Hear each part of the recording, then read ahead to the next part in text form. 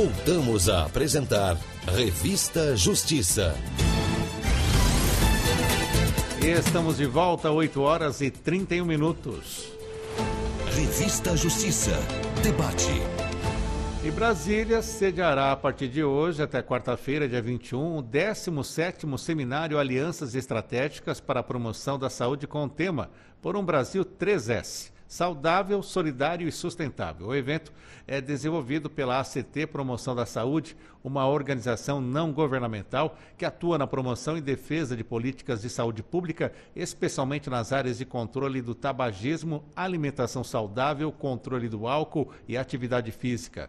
Vamos saber mais sobre esse evento. Eu converso agora aqui com os nossos convidados. Começo apresentando a doutora Mariana Pinho, ela que é coordenadora de controle do tabaco da ACT Promoção da Saúde e também mestre em saúde pública. Seja bem-vinda, doutora. Bom dia. Bom dia, Sérgio. Bom dia a todos os ouvintes. Uma alegria estar aqui para falar do nosso seminário. E conosco também está aqui, finalmente, ao vivo, aqui na Rádio Justiça e presencialmente. Inclusive, você pode nos acompanhar com imagens ao vivo, direto no YouTube da Rádio TV Justiça. Entre lá e clique no link Rádio Justiça. Estou conversando também com o professor Luiz Renato Vedovato, ele é professor de Direito Internacional da Unicamp e conselheiro da ACT. Professor, bem-vindo, bom dia. Bom dia, Sérgio, muito obrigado pela oportunidade, uma honra estar aqui no programa ao seu lado e algo que eu gostaria de ter feito há muito tempo. Muito obrigado. Vamos lá, doutora Mariana, vamos contar para o nosso ouvinte primeiro o que é a ACT Promoção da Saúde. Já falei aqui que é uma organização não governamental, mas conte um pouco da história dela.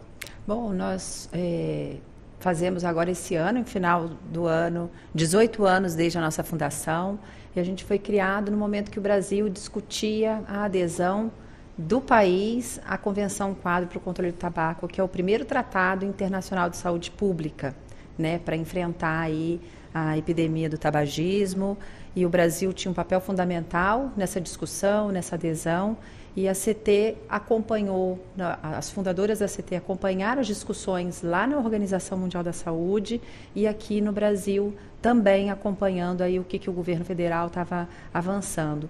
E foi também num ano em que algumas iniciativas locais, como alguns estados, também estavam discutindo a implementação das políticas, né? Então, a lei antifumo, por exemplo, de São Paulo, a CT acompanhou e ajudou a legislação entrar na prática e os ambientes se tornarem livres do fumo.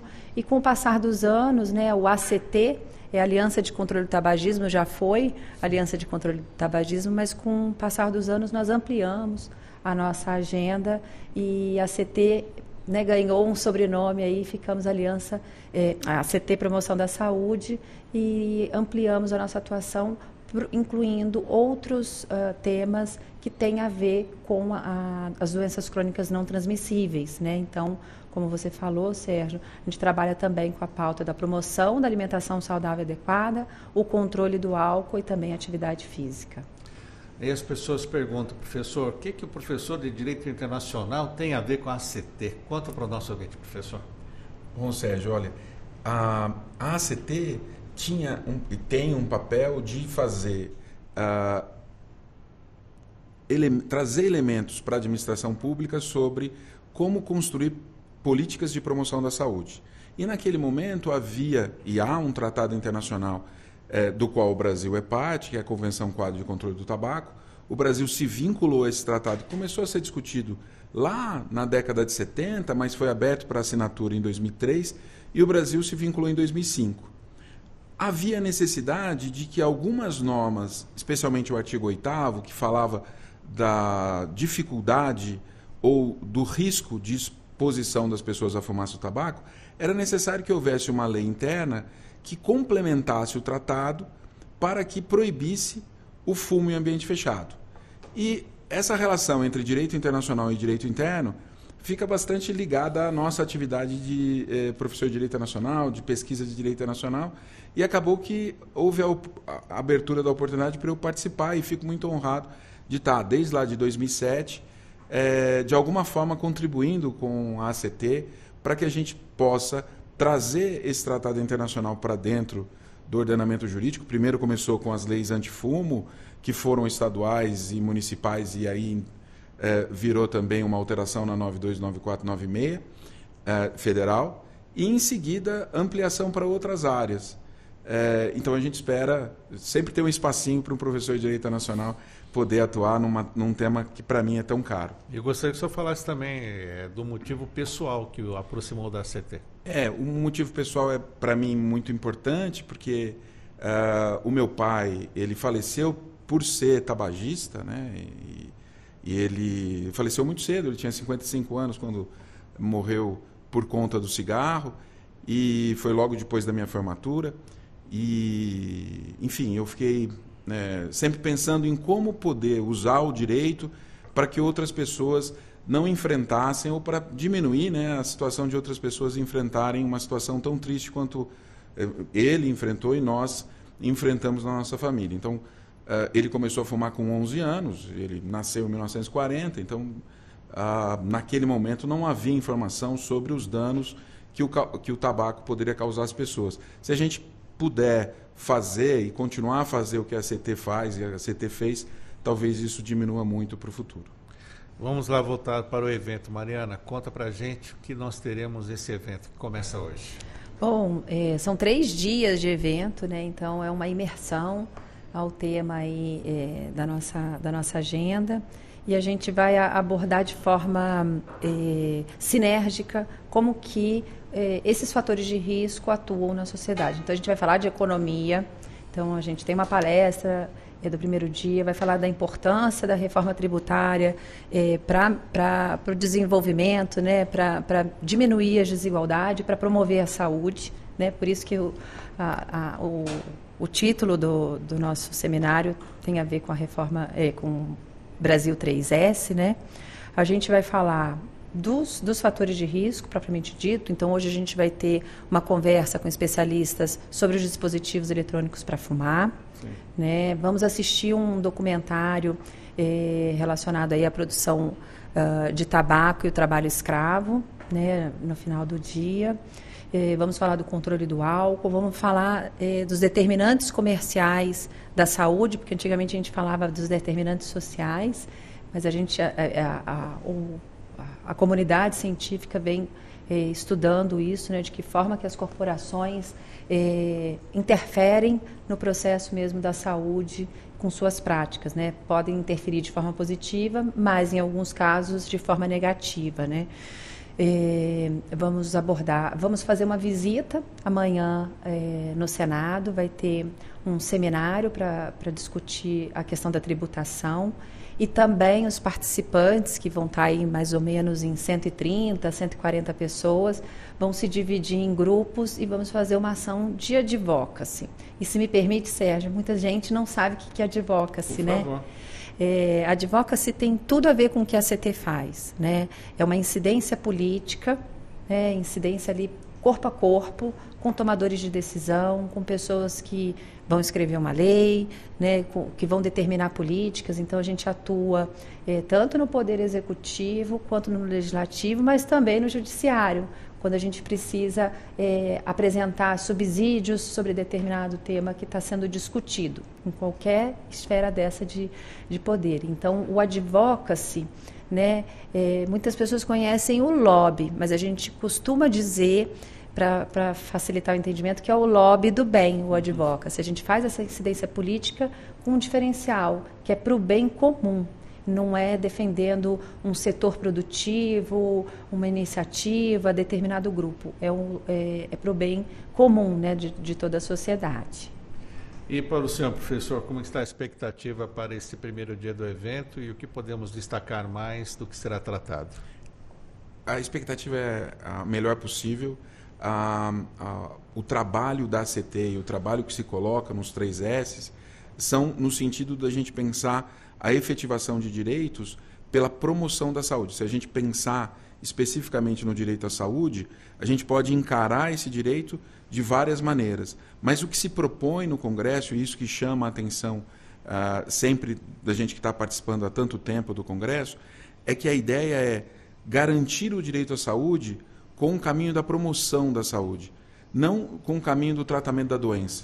Porque você pode esperar a pessoa adoecer para pensar num sistema de saúde. O sistema de saúde é imprescindível, a gente precisa dele, mas a gente vai conseguir diminuir a pressão sobre esse sistema de saúde se a gente fizer ações de promoção. Essas ações de promoção vão permitir que as pessoas tenham consciência, sejam sensibilizadas sobre as consequências dos seus atos e, mais importante ainda, né, não haver a criação de externalidades, ou seja, a empresa vai ter lucro, as atividades que vão colocar no mercado produtos que podem causar danos à saúde, essas atividades vão ter lucro e as pessoas vão arcar com as consequências desse consumo não saudável. Então a gente espera, com o Congresso, como já tem sido feito nos últimos 17 anos, né, essa é a nossa 17ª edição, que a gente possa abrir cada vez mais espaço para se pensar políticas públicas pela promoção e não pelo tratamento da consequência negativa. Professora, doutora Mariana, vamos falar mais um pouco sobre esse primeiro dia. Estou vendo aqui os temas das palestras, né? Função social da economia e seu impacto na saúde, de 10h45 até as 11h30 da manhã, depois o debate. E também um outro tema, promoção da atividade física, dinâmica de sistemas complexos, e ainda temos ali o painel Gênero, Raça e Desigualdades no debate internacional. Vamos falar um pouco sobre essa questão ainda, sobre esta dinâmica de sistemas complexos. O que vem a ser isso dentro da atividade física? Aqui a CT, ela trabalha com os fatores de risco e estamos trazendo a atividade física para a nossa pauta, né? A gente recentemente inaugurou aí, já desde o ano passado, a área do álcool, porque as duas principais pautas eram essas, e a gente tem um professor convidado, o Ricardo Brandão, da UERJ, e ele vai justamente fazer uma dinâmica para ver como é que as pessoas entendem a atividade física no seu dia a dia, e as diferenças, exercício físico, atividade física, o que é que promove a saúde dentro desse tema, né, que é a atividade física. E daí ele vai discutir questões relacionadas também, não só o benefício para a saúde, mas elementos que têm a ver, como, por exemplo, facilitar a mobilidade urbana, o que pode estimular que as pessoas façam atividade física no seu dia a dia para justamente evitar doenças, trabalhar também com a questão de doenças crônicas depois delas estabelecidas. Então, é uma dinâmica que vai acontecer ao longo dos 3 dias, para então, no final, se concluir o que aquele grupo, né, dos participantes do seminário estão entendendo e podem também estimular reflexões sobre esse tema. Professor Vedovato, o outro painel fala gênero, raça, desigualdades no debate internacional. Aí entra o senhor, né? Nesse tema, que é um tema super importante para os dias de hoje, pensar a diversidade é pensar em sustentabilidade. Porque se a gente fecha as portas para o cenário que existe, ou seja, para a representatividade que está colocada da sociedade, a gente vai ou deslegitimar o debate ou não alcançar todos e todas que, de alguma forma, podem contribuir e podem, assim, ser espaços de ressonância, né, desse nosso tão importante quesito.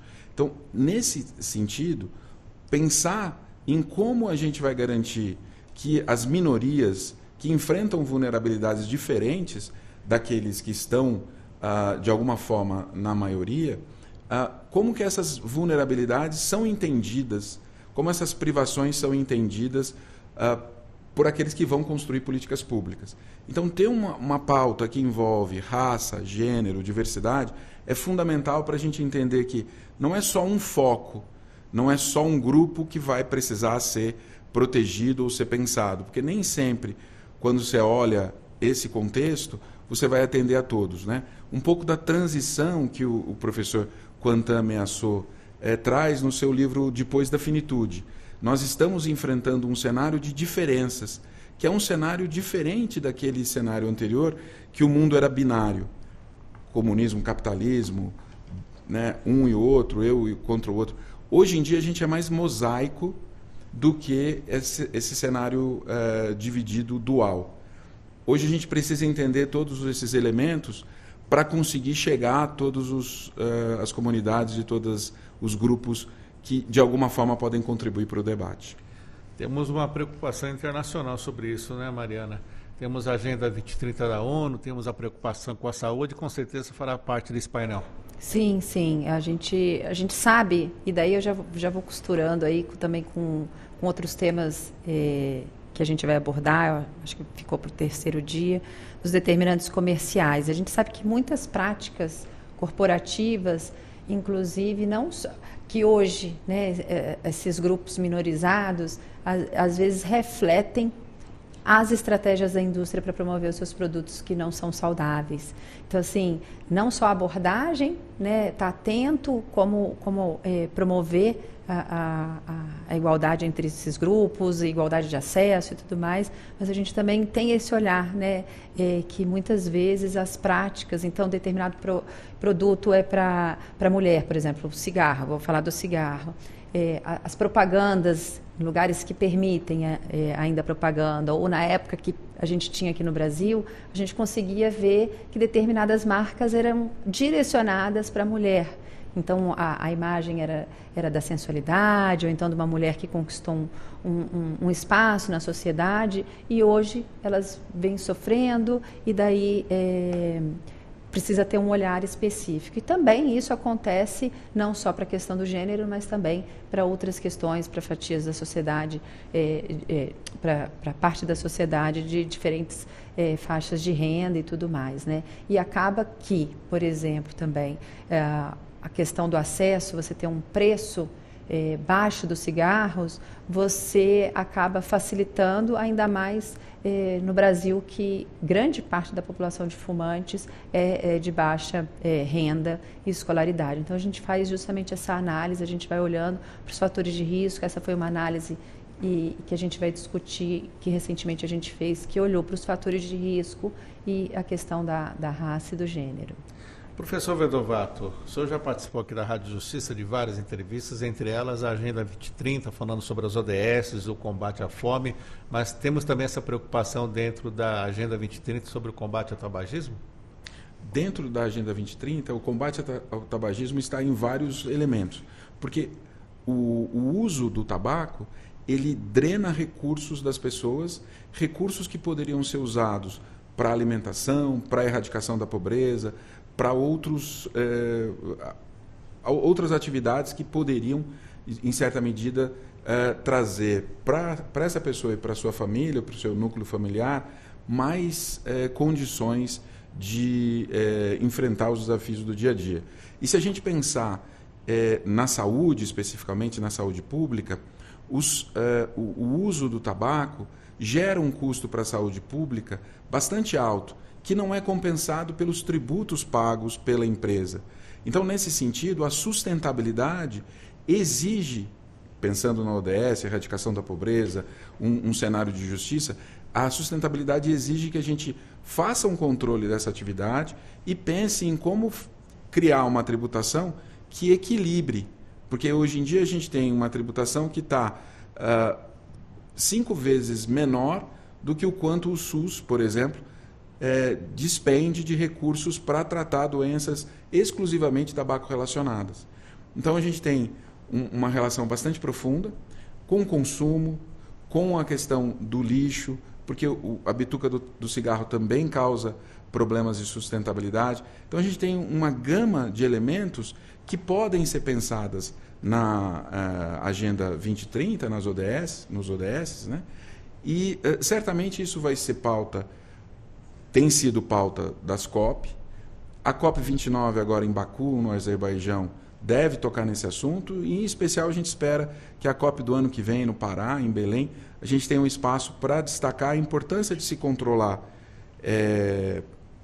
o tabaco, não só no que a gente usa como tradicional, né, que a gente vê como tradicional, mas também na importância de se proibir o dispositivo eletrônico de entrega de nicotina, para garantir a sustentabilidade para as políticas públicas, sustentabilidade para os núcleos familiares, sustentabilidade para as pessoas.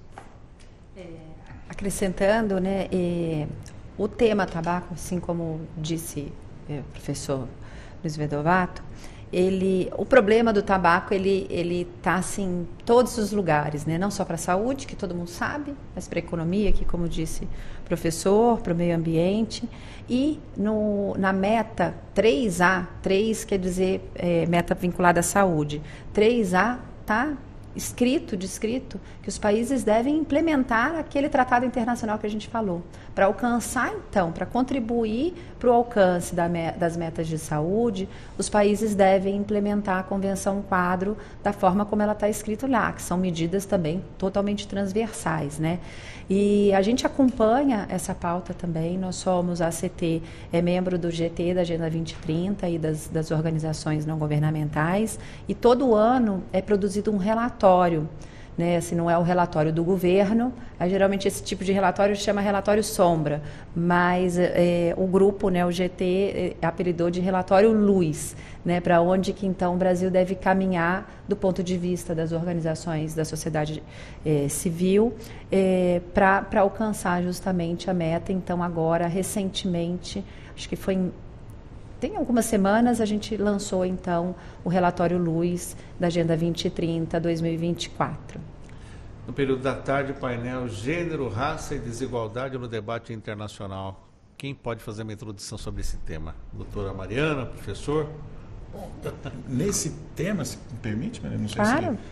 Eu acho que o importante aqui é pensar na desigualdade como um obstáculo gigante para a manutenção da sustentabilidade.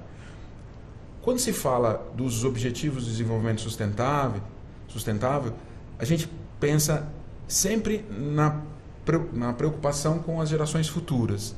Mas existe um desafio grande, que é como trazer para as gerações atuais os benefícios que podem ser gerados pelas atividades econômicas.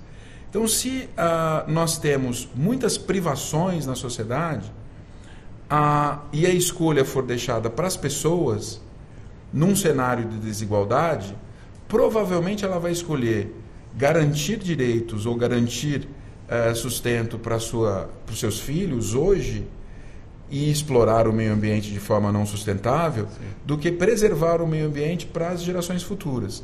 E se a gente não entender como pensar essa desigualdade, como mapear as privações, especialmente como diminuir essas desigualdades, vai ser cada vez mais difícil garantir a sustentabilidade. Isso no campo da saúde, no campo do consumo, no campo da erradicação da pobreza. Então, ter espaço e alternativas para essas pessoas, e por isso é importante um painel para discutir o tema, é extremamente relevante para garantir sustentabilidade para o futuro. Isso, não, é isso mesmo. E a gente convidou pessoas do Ministério da Igualdade Racial, pesquisadores que estão se debruçando sobre esse assunto para enriquecer o debate. E também convidamos uma pessoa para falar agora das discussões do C20, né, que é o G20, mas da sociedade civil, né, de que forma que então a gente, enquanto organização da sociedade civil, pode contribuir para essas discussões. Então é nessa linha mesmo do que a gente está se propondo com essa mesa. Professor Vedovato, o senhor como especialista em direito internacional também acompanha esse tipo de debate sobre a preocupação do tabagismo pelo mundo. O que temos assim de destaque, alguma legislação, alguma atitude que foi feita que é importante que até possamos seguir?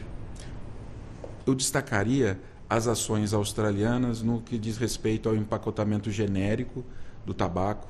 A gente tem também políticas públicas nos países nórdicos que envolvem o acesso ao produto por meio bastante limitado, que ele não vai ficar exposto. Como a gente tem problemas aqui no Brasil, porque a publicidade no ponto de venda acaba sendo uma publicidade que atrai crianças, atrai pessoas para iniciarem o vício. Então, eu destacaria esses dois elementos e destacaria também a preocupação de parte da indústria do tabaco com as ações internacionais. Então, a gente vê ações não só no Banco Mundial, mas em outros lugares, coordenadas para tentar, em certa medida, fazer frente ao tratado internacional. O que nos indica a importância de um tratado internacional como esse para dar sustentação para aquele país, o Mali, por exemplo, que é um país de menor destaque econômico, mas também dá força para outros países de destaque econômico para construírem as suas políticas públicas para tanto. A gente consegue perceber no mundo o quanto os dispositivos eletrônicos de entrega de nicotina têm trazido de problemas para a saúde das pessoas e para a saúde pública no geral. E o quanto é importante que o Brasil continue com a proibição para esse tipo de dispositivo. Vamos traduzir para o popular, é o vape, é o quê? Todo e qualquer tipo de cigarro eletrônico, chamado cigarro eletrônico, que aqui no Brasil se chama de vape, mas tem vários tipos. Tem outros nomes, né? Tem SIG, que é do inglês, pod, mod, tem que não é tão frequente da gente ver aqui no Brasil, que é o produto de tabaco aquecido, mas que daí tem as marcas conhecidas, que você coloca um cigarro pequenininho dentro. Mas que mais? Tem como chama? O narguilé eletrônico. Narguilé eletrônico também tem alguns modelos de aparelho assim. E todos eles entregam nicotina, né? Até teve um estudo nos Estados Unidos que recolheu uma série de modelos diferentes e avaliou o conteúdo deles. E 98%, 99% tinha nicotina, inclusive aqueles que diziam que não tinham nicotina. Né? Então, eles são de entrega de nicotina e cabe lembrar aqui os ouvintes que nicotina é responsável pela dependência química, né? Então, assim, a pessoa que fuma ela é dependente de uma substância, né, psicoativa, que atua ali, que dá prazer, de fato fumar dá prazer, vaporar dá prazer, porque tem a nicotina, né? E ela que é responsável pela pessoa ficar aprisionada, né, exposta durante muitos e muitos anos às outras substâncias que fazem mal também, né? Então ela é uma grande vilã desses produtos todos, né? Então lembrando que não é só o eletrônico, né? Tem o cigarro, o cachimbo, o charuto, o rapé, fumo de rolo, né? Cigarro de palha, o tabaquinho que a pessoa enrola, né? O seu próprio cigarro. Então todos esses produtos têm a nicotina e as outras substâncias tóxicas. Pois não, professor, desculpa. E tendo a nicotina, o cigarro eletrônico pode ser uma porta de entrada. Sim, sim. Para o outro cigarro. E o cigarro, se me permite já entrar nesse assunto, Sérgio. Cigarro... Só um minutinho para a gente entrar então no intervalo. Né, que a gente vai conversar mais sobre isso. E rapidamente eu lembro que na época do narguilé, eu tenho uma sobrinha que estava usando, deve usar ainda. Eu peguei e falei, olha, estudos mostram que os efeitos do narguilé são 10 vezes mais do que o cigarro comum. Tio, isso é história da indústria do cigarro para não perder cliente. É incrível, né? A criatividade para justificar um erro, né, professor? A criatividade é gigante nesse campo. Lembra até os antivacinas. Sim. Acho que o raciocínio é muito próximo e sempre tem alguém por cima que está querendo te guiar, e na verdade não é isso. A gente está trazendo elementos de saúde para a pessoa ser, em certa medida, informada sobre o que pode acontecer. Então é bastante necessário que essas informações cheguem mesmo. Vamos fazer um intervalo no nosso debate.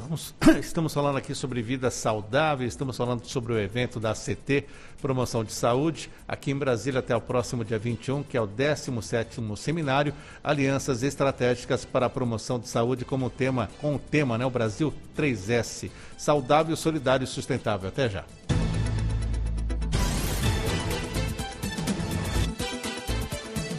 Estamos apresentando Revista Justiça.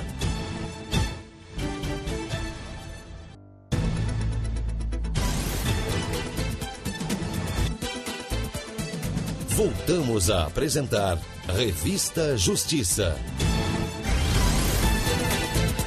Estamos de volta com Revista Justiça, terceira e última hora, e você pode nos acompanhar pelo YouTube da Rádio Justiça ao vivo, com imagens aqui do nosso estúdio durante o debate.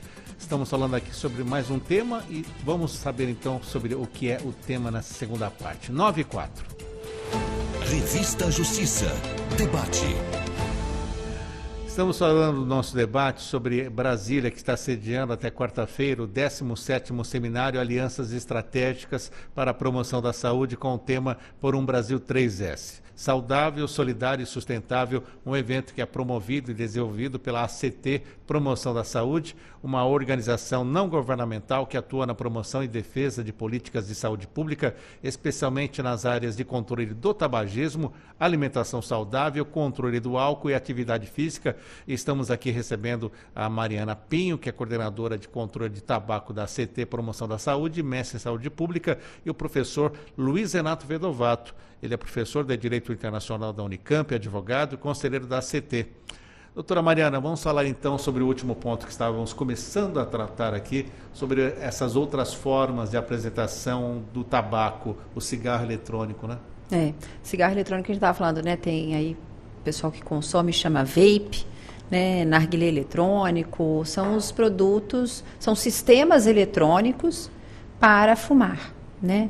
E desde 2009, a Anvisa, né, a Agência Nacional de Vigilância Sanitária, proíbe a venda, importação e propaganda desses produtos, e depois de alguns anos se debruçando para revisar essa norma, agora em abril de 2024, confirmou que era adequada a regulação e, inclusive, ampliou a proibição, então, incluindo proibição da fabricação, da distribuição, armazenamento e transporte desses produtos, né? Então, confirmando que os dados científicos existentes, as experiências em países, indicavam o benefício para a sociedade, para a saúde das pessoas, que a proibição continuasse.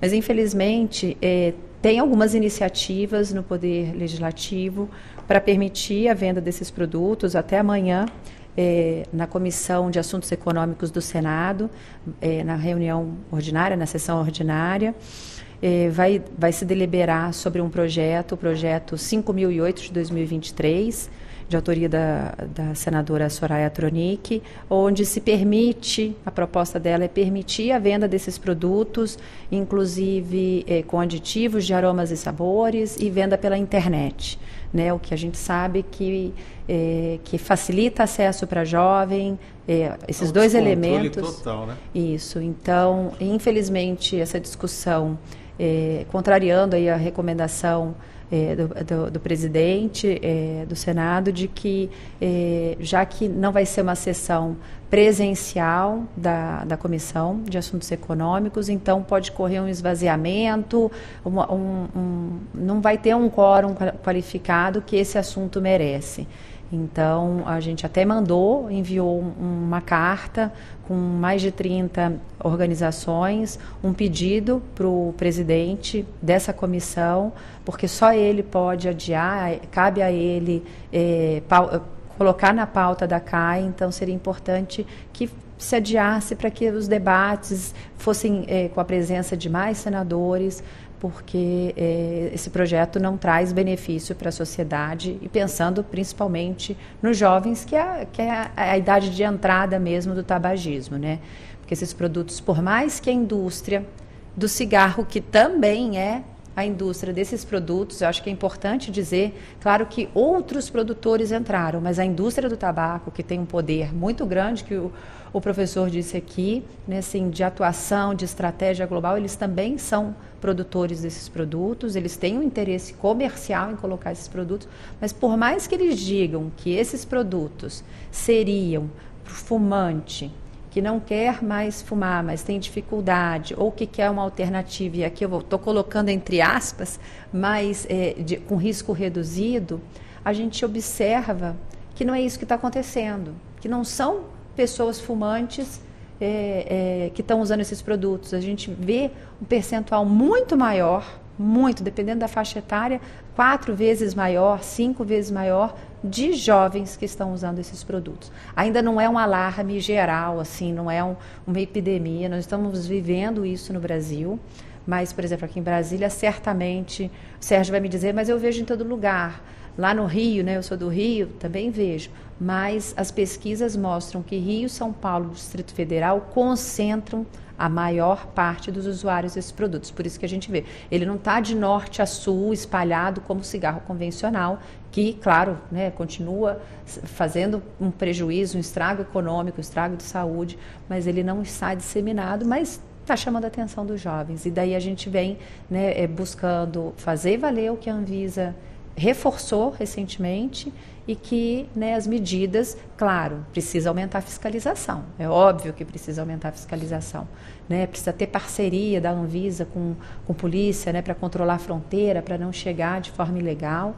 Claro que outras medidas precisam ser tomadas e a liberação, a eventual liberação, não vai solucionar o problema, né? Pois não, professor. Eu ia dizer que existem, e a doutora Mariana pode me auxiliar, mas existem notícias de fora do Brasil de que o dano à saúde ele é concentrado, ele acaba sendo maior pelo mesmo tempo de utilização de produtos em algumas situações. É o que a gente sabe já, né? Por mais que os modelos sejam diferentes, tenham substâncias diferentes, sabores, já são mais de 16 mil sabores nos eletrônicos. O que a gente sabe é que muitos modelos têm a molécula da nicotina, ela é diferente do cigarro convencional. A gente fala que no cigarro eletrônico, pelo sistema de entrega mesmo, são sais de nicotina. E isso faz uma grande diferença para o usuário. O usuário, ele é como se ele tivesse 100% de aproveitamento da absorção. E isso resulta em quê? Um estabelecimento da dependência de forma muito mais acelerada. Então, enquanto um fumante do cigarro tradicional, cigarro de papel, se percebe fumante, né, depois de 5, 8 anos, enquanto, né, estabelecido o tabagismo, jovens, né, que estão experimentando, estão percebendo a dependência de forma muito mais rápida e, né, estão adoecendo. Enquanto a gente via pessoas mais velhas, né, com 45, começa a perceber pressão alta, tem um problema do aparelho cardiorrespiratório, né, seja uma pneumonia mais frequente, jovens estão, inclusive, com problemas pulmonares gravíssimos, como é o caso exclusivo entre usuários de cigarro eletrônico, que é uma doença chamada EVALI, né? Então, traz esse problema e que daí, só isso, de jovens estarem adoecendo, jovens que nunca fumariam estarem fumando, que o discurso da redução de dano cai por terra.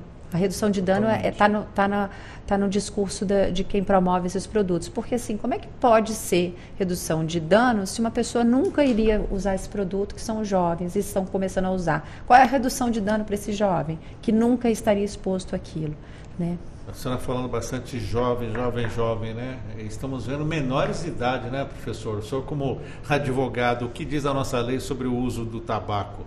Existe uma restrição, só maiores de idade, e isso não está sendo obedecido? Sim, o uso do tabaco deveria ser para quem tivesse mais de 18 anos, tivesse condições de decidir sobre o que consumir. E a preocupação nesse projeto, que vai ser discutido amanhã, é que se permite a entrega por internet, se coloca a responsabilidade na empresa de verificar a idade dessas pessoas. Isso pode abrir espaço para quem tem menos de 18 anos comprar o cigarro. Sim. Lembrando que lá nos Estados Unidos o tabagismo já é visto como uma doença pediátrica e a gente aqui no Brasil não quer que isso aconteça.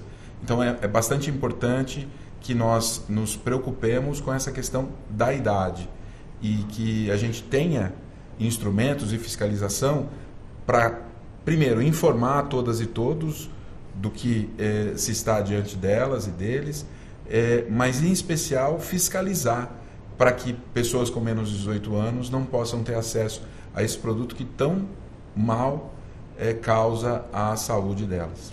Se me permite, Sérgio, teve uma pesquisa recente, não é tão recente, mas ela avaliou o seguinte, uma análise do pesquisador André Esclot, que observou que entre jovens que já fumavam, né, e tentavam comprar um cigarro, 9 e 10 obtinham sucesso. Então, estou falando de cigarros convencionais. Então, assim, infelizmente, a gente tem, né, o Estatuto da Criança e do Adolescente diz que não pode vender, e não é só não pode, é crime entregar, mesmo entregar, segura aqui, não pode, né? Todos os pontos de venda está escrito que não, é proibida a venda menor de idade. Mas, infelizmente, a gente não consegue ver isso no Brasil. A gente não tem isso na prática, né? Não tem um pedido de comprovação de maioridade.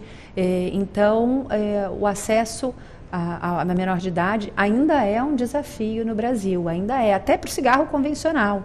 Que dirá o cigarro eletrônico, né? Assim, que mudança que vai trazer para a operacionalização da venda desse produto, liberar o cigarro eletrônico também. Vai ser mais um produto que o jovem, infelizmente, né, ele assiste, ele é usuário de uma rede social, que o cigarro eletrônico está ali, né, super presente. Então, assim, é facilitar mesmo para mais um produto a eventual liberação disso. Se me permite, Sérgio, numa sentença que foi proferida nos Estados Unidos pela juíza Kessler, num caso importante de tabaco, foram identificadas conversas internas da empresa. E numa dessas conversas se discutia o aditivo de tabaco. E se dizia que o aditivo, né, a nova tecnologia que era colocar aditivo do tabaco, especialmente sabores, era muito importante para a sustentação da empresa, para o futuro da empresa, porque mirava os pré-fumantes, os jovens e, em alguns casos, até mesmo as crianças. Então, a gente sabe que essa é uma conversa interna da empresa lá nos Estados Unidos, que está documentada, está colocada. A gente imagina que exista consciência de hoje os diretores, mas a gente sabe que o objetivo pode ser esse. Então é importante sempre ter cautela com qualquer tipo de avanço nessa área. E me fez lembrar, né? Quando eu era criança, meu pai foi fumante e ele pedia, vai lá comprar cigarro no bar, né? Aquela Sim. situação aí, você fica, pô, deve ser bacana isso aqui, né? Meu pai fuma, né? Olha os efeitos disso que pode provocar numa criança. Era normalizado, né? Era normalizado. Inclusive esse tema, né? Diálogo sobre dispositivos eletrônicos para fumar, será tema de um dos painéis, uma palestra. Também teremos outro Cine Pipoca, documentário Escravo do Tabaco. Fala pra gente um pouco sobre esse documentário. Então, a produção do tabaco em muitos países, incluindo o Brasil, ela é feita por pequenos proprietários, diferente, por exemplo, de outras produções que são empresas grandonas, né? São propriedades gigantescas.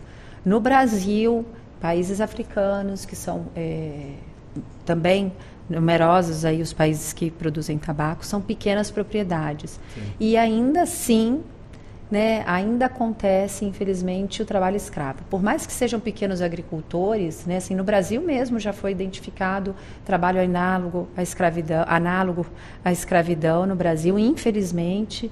E por mais que sejam pequenas propriedades, no Brasil, por exemplo, esse documentário não é do Brasil, mas tem histórias semelhantes ao que acontece aqui no Brasil. Porque por mais que sejam propriedades, né, de micropropriedades, de famílias produtoras, mas a relação desses proprietários com as empresas fumageiras é uma relação que a gente até faz um paralelo com a relação do fumante com o cigarro. É de dependência, porque as empresas fumageiras, os agricultores não são empregados das empresas fumageiras. Eles estabelecem contratos individuais e sob cláusulas muito fortes. Inclusive quem qualifica as folhas produzidas não é o agricultor que produziu a folha, não é ele que classifica, essa folha tá na classe B, C, né, que é um conjunto enorme. Quem determina a qualidade daquela folha é a empresa fumageira. Então, assim, esse é só um exemplo da relação de desigualdade promovido aqui no Brasil pelo Sistema Integrado da Produção de Tabaco.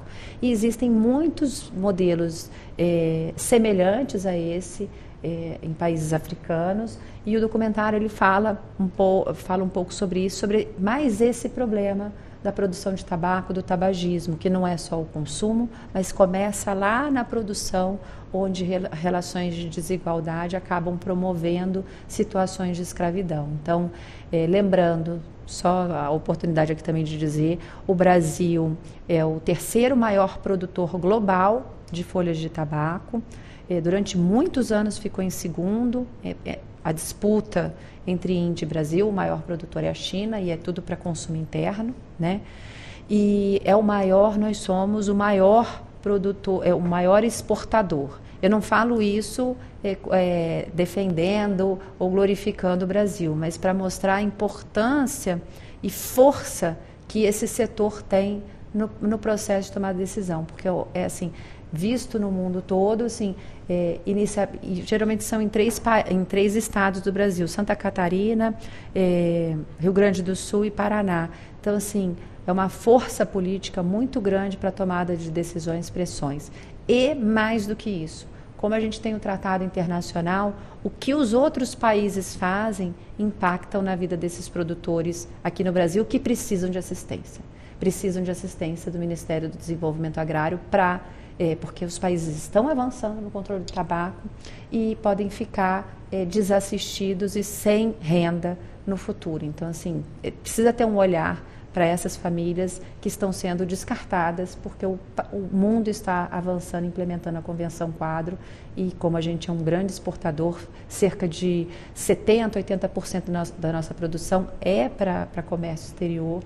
Então, essas famílias ficam numa relação bem frágil. Além dessa questão financeira, pois não, professor? Não. Eu ia perguntar se existe algum estudo também sobre os efeitos do tabaco para essas famílias, a saúde delas. Tem sim. O trabalho ele é penoso, né, assim, tanto ergonomicamente falando, da colheita e tudo mais, mas o processo de produção faz mal, traz prejuízo. A manipulação de agrotóxico, sim. O equipamento de proteção individual para esses produtores é muito inadequado, então acaba que muitos deles não conseguem usar, porque apesar de ser no sul, conhecidamente por ser frio, mas o momento de colheita é numa época de calor e o material é todo plástico, eles não conseguem colher, porque a colheita é feita no período da manhã, a hora que vai chegando no meio-dia, eles não conseguem, passam mal. E além disso, existe uma doença específica da colheita do tabaco, que é a doença da folha verde. A folha é coletada verde e ela tem nicotina, como eu falei. E quando a nicotina, com o orvalho da manhã, entra em contato com a pele, existe uma absorção dérmica pela pele da nicotina, e isso dá uma intoxicação aguda. E as pessoas ficam inabilitadas para continuar a trabalhar, porque ficam com enjoo, dor de cabeça, vômito. Então, é um prejuízo muito grande. Essa doença foi inicialmente registrada em Arapiraca, hoje já faz parte da lista de doenças relacionadas ao trabalho, e também tem, no momento que essa folha é seca, né, ela é seca para fazer charuto, ela é seca ao ar livre, mas para fazer o cigarro ela é seca em forno de queima de madeira, e que tem que ter o controle da temperatura muito importante. Então as pessoas ficam virando à noite controlando a temperatura do forno, que é a lenha, e ficam expostas ao calor. Então todo o processo também é prejudicial à saúde, e a gente imaginando que são pequenas famílias, uma propriedade, micropropriedade, acaba tendo infelizmente o envolvimento de crianças. Então, expostas a agrotóxico, a folha verde, o tabaco, e daí você tem sérios outros prejuízos, e é considerado, o trabalho na fumicultura é considerado o mais penoso trabalho infantil, um dos mais penosos aí classificado pela OIT. E isso traria, né, o impacto na ODS que diz sobre o trabalho decente. Cadê a dignidade humana, né? E a dignidade humana especialmente, porque você está sem fazer um processo de transição numa produção que seria equivalente a produzir, por exemplo, máquina de escrever num cenário de novos computadores. Então, você está permitindo que essas pessoas passem por situações de trabalho análogo à escravização ou de distanciamento no ODS de trabalho decente, para que daqui a alguns anos talvez não traga resultados. Então, talvez a gente precise mesmo fazer o que o Tratado Internacional diz, que é a transição. Como que você vai permitir uma troca dessa produção? Professor Vedovato, e aqui no STF, temos também algum assunto em pauta a respeito do tabaco? O mais relevante é sobre... são vários que a gente tem, mas eu destacaria um sobre os aditivos do tabaco. O Supremo Tribunal Federal já decidiu na ADI 4874 que a Anvisa pode fazer a regulação dos aditivos, né? Deu força à RDC 14 de 2012 da Anvisa e, por mais que tenha dado empate, portanto não tenha dado efeito vinculante para a constitucionalidade da RDC 14, que é isso que vai dar espaço para a discussão que a gente está tendo agora em relatoria do ministro Toffoli com repercussão geral, a parte que diz respeito à competência da Anvisa para criar resolução de diretoria colegiada sobre o tema superou o número necessário para dar efeito vinculante. Então, nesse ponto, a gente entende que a discussão da repercussão geral deve caminhar, e a gente espera, no sentido de garantir a vigência da RDC 14 de 2012 para controlar o uso de aditivo no tabaco. Mas a gente tem várias outras discussões, como responsabilidade civil, publicidade, que estão em pauta. Se me permite fazer duas observações. Uma, no Brasil não existe responsabilização das empresas pelos danos que elas causam. Nenhuma ação responsabilizou as empresas quanto aos danos que causam. Sejam danos à saúde, sejam danos... Diferente do que já vimos nos Estados Unidos e que a indústria foi processada. Isso. Né? Então, assim, isso é importantíssimo, né? Tem esse caso dos aditivos.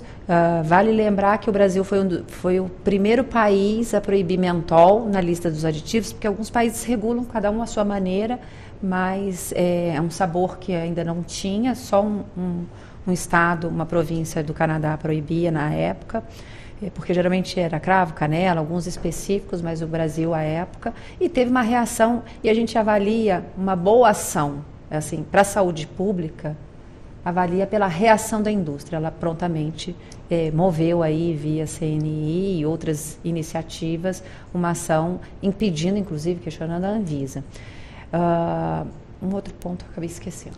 Temos vários pontos, né? Porque nós estamos falando bastante sobre o combate ao fumo, ao tabagismo, mas também o evento vai falar sobre atividade física e também álcool, o consumo do álcool, né, doutora Mariana? Isso, é mais uma preocupação nossa, né? Assim, ficamos felizes com essa retomada, não só do Brasil, mas global, de discutir sobre bebidas alcoólicas, né? Assim, porque tem o mesmo marco legal que a Lei 929496, que ali de forma sutil começa a regular a propaganda e tudo mais, mas a gente ainda não tem uma política como, por exemplo, do tabaco, que é bem sucedida, pensando na propaganda e tudo mais, e a gente tem vários aspectos aí que a gente considera na discussão de boas políticas de controle do álcool, né? Não só a propaganda, mas os prejuízos são muito outros do que propriamente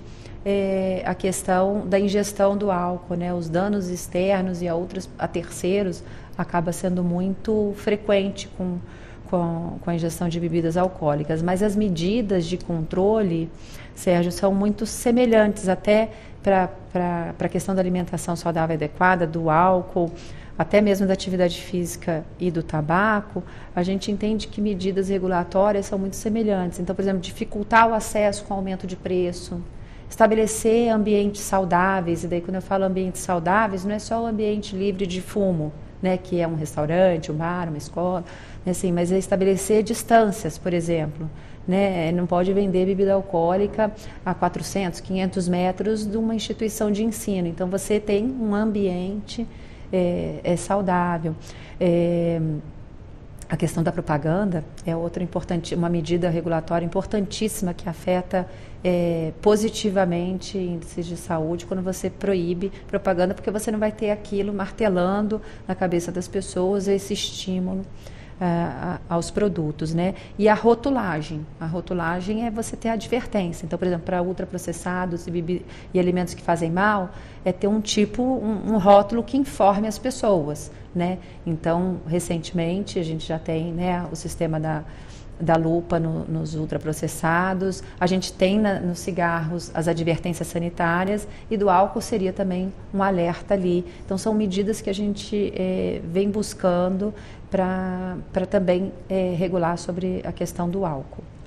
Professor, o senhor falou sobre embalagem genérica na Austrália, seria o quê? Uma embalagem única para qualquer cigarro aqui no Brasil? Seria uma boa alternativa? E essa é a ideia. Seria uma embalagem única com o nome apenas embaixo. A marca do cigarro? A marca do cigarro, e você não vai escolher porque ele é mais colorido ou menos colorido. E a publicidade, mesmo única no ponto de venda, não teria menos efeito, né, nesse caso, porque você teria um empacotamento genérico de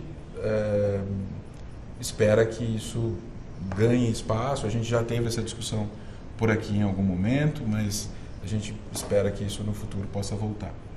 Traz um benefício importantíssimo, porque você tira... Eu me lembro, posso contar da minha experiência, eu colecionava, criança, maços de cigarro, porque a embalagem era bonita, tinha um verde bacana, às vezes era ilustrado, porque era uma edição especial, mesmo antes de fumar, porque eu fui fumante. Então, assim, a embalagem, e ela, para o Brasil, ela se torna a única forma de comunicação entre os fabricantes e o usuário, ou o usuário em potencial e o usuário atual. Porque como não pode propaganda mais em rádio, TV, é a única forma de comunicação. Então, ela é muito importante para a promoção desses produtos. Então, a partir do momento que ela tem uma cor padrão, o consumidor vai atrás daquela marca que a pessoa pega, então, você tira mais esse elemento de atratividade dos produtos. Muito bem, nosso tempo está esgotado. Quero agradecer, né? Sempre que um assunto é bom, passa rápido. Estamos falando aqui hoje na Rádio Justiça, no nosso debate sobre questões de saúde. Falamos bastante sobre o combate ao tabagismo e também as formas disfarçadas desse tabagismo que estamos acompanhando aí, principalmente com o cigarro eletrônico.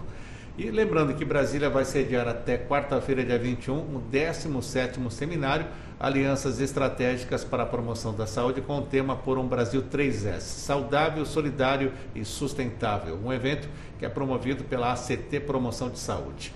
Quero agradecer aqui e partir para as considerações finais. Doutora Mariana Pinho, coordenadora de controle do tabaco da ACT e também mestre em saúde pública. Muito obrigado por estar conosco e a sua mensagem final. Obrigada, Sérgio, ouvintes. É uma alegria estar aqui, como eu disse. A minha mensagem final é assim, que todos podem ser agentes promotores de mudança, mas é importante ter políticas públicas para facilitar essas escolhas saudáveis, né? A gente diz que ambientes saudáveis promovem escolhas saudáveis. Então, para além da informação que a pessoa tem, a gente precisa de políticas que promovam saúde. Convido os ouvintes para acessar o nosso site, que é actbr.org.br. actbr.org.br. E estamos aí à disposição para mais informações.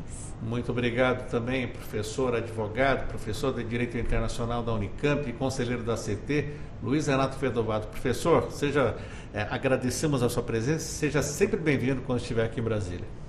Sérgio, muito obrigado pela oportunidade, é sempre uma honra estar aqui na Rádio Justiça e fiquei muito feliz, em especial, de estar presencialmente aqui no estúdio, ao lado da Mariana, ao seu lado, e espero que isso se repita muitas vezes. Muito obrigado pela oportunidade. E a mensagem final ainda sobre esse tema, professor?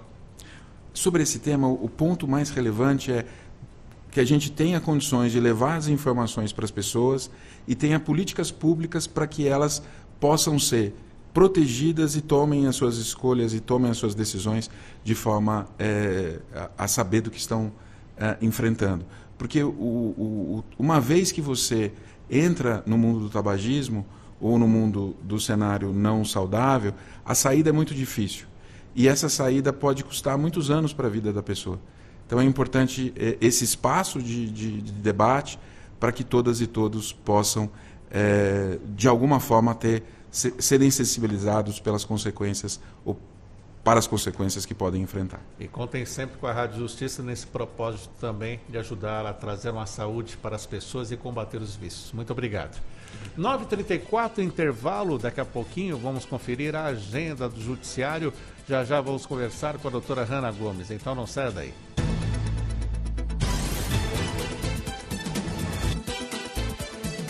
Estamos apresentando Revista Justiça.